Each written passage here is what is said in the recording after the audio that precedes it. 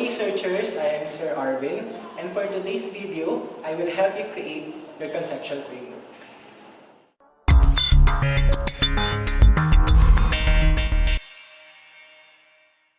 Conceptual framework is a graphical presentation of ideas on the basic components of research. It also illustrates relationships of your variables. In creating your conceptual framework, you must do the following steps. Step 1. Choose your topic and state your research problem. Example, researcher wants to investigate the factors affecting customer satisfaction in a fast food restaurant. Step 2. Conduct literature review.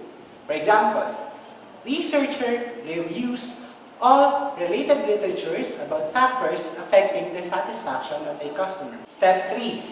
Identify or isolate important variables.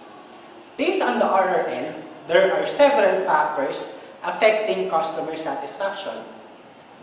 Product, price, promotion, and place. Those 4 factors will serve as variables. Step 4. Create a framework by projecting the relationship of your variables.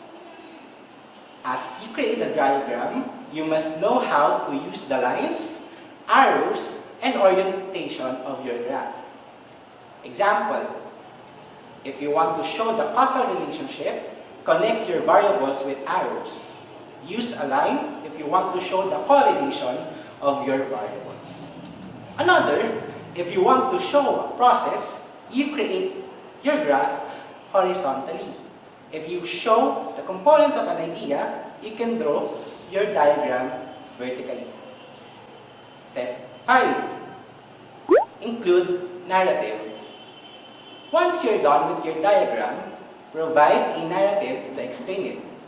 Do not forget to cite references if possible.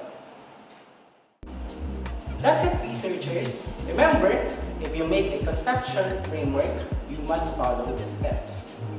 Once again, I'm Sir Arvin, and in Research Department, we provide excellence, service, and integrity. See you on the next video.